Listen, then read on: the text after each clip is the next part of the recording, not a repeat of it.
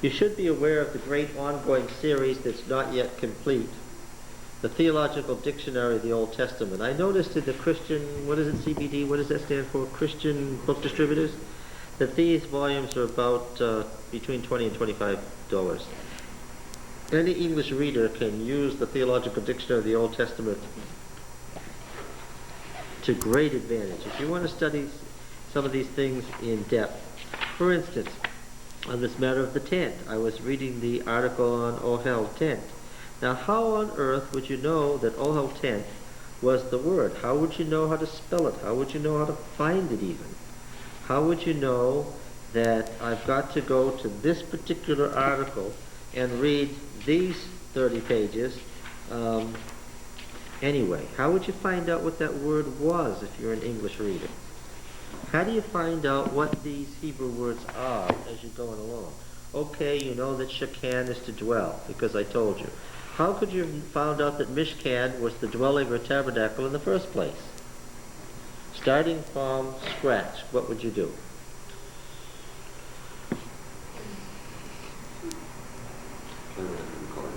Look in the concordance. Yes. What concordance? Yes. There's still a standard, there's still one standard answer to that, to this very day. To think that a book that was completed in 1890 is still the standard reference work is an amazing achievement on the part of James Strong. What's interesting is that he did this concordance and keyed it to the Authorized Version, which is the King James, and the Revised Version, which is the English Revised Version of 1881, and its American variations, which would be the American Revised Version. And of course, the English Revised Version and the American Revised Version came together as the Revised Standard Version, which we are reading. Okay, the Revised Standard Version is 1946 to 52. Now, what that means is the Revised Standard Version brought the English Revised Version, the ERV, which Mrs. White used so often, and the American Revised Version, the ARV, which she used from time to time, together into a single wording, okay, and used the scholarly material that was available to them between 1946 and 52. The reason for a new Revised Standard Version is that the Ugaritic text, the Eblaite text, and of course, the Dead Sea Scrolls, primarily, have changed the understanding of a good many words and passages. Therefore, the new Revised Standard Version changes the wording in places where it absolutely wasn't correct. But the point of what I'm saying is that if you have a King James Bible or if you have a Revised Standard Bible, either one, you can use those words and use this and find out what the word was. How do you do that? Well, let's say, let them make me a sanctuary that I may dwell among them. Exodus 25:8. Isn't that the wording in the RSV and the King James too?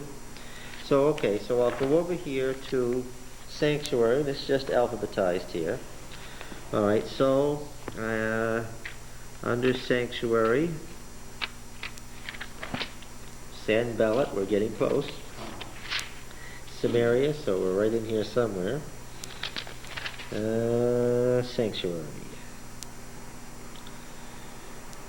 Sanctify, sanctuary. Okay.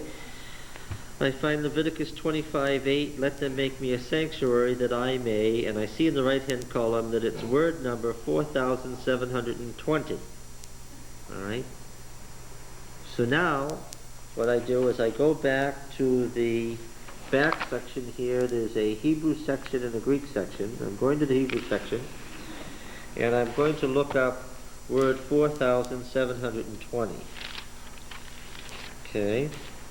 You can't do Bible study without a concordance. I don't mean the little concordance in the back of your Bible. I mean a real concordance. And I find out that the word here is mikdash, because of course sanctuary is mishkan. This is mikdash, and the root is kodesh. I find it here, and I even find an English transliteration of how to pronounce it. Okay, it tells me not in the modern phonetic things that you have to have a key to modern phonetic symbolism to understand how to pronounce it, but in a way that's pretty obvious how to say Mikdash. And it says from 6942, a consecrated thing or place, especially a palace, sanctuary, whether Jehovah or Vitals, or asylum, chapel, hallowed part, holy place, sanctuary. Well, if I wanted to find the root, it's from 6942. I'm sure if I go over to 6942, I will find that it's QDSH Kodesh. Okay.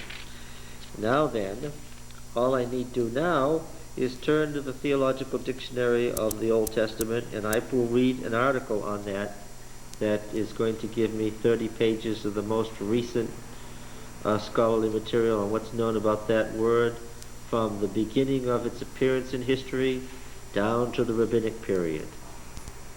Okay?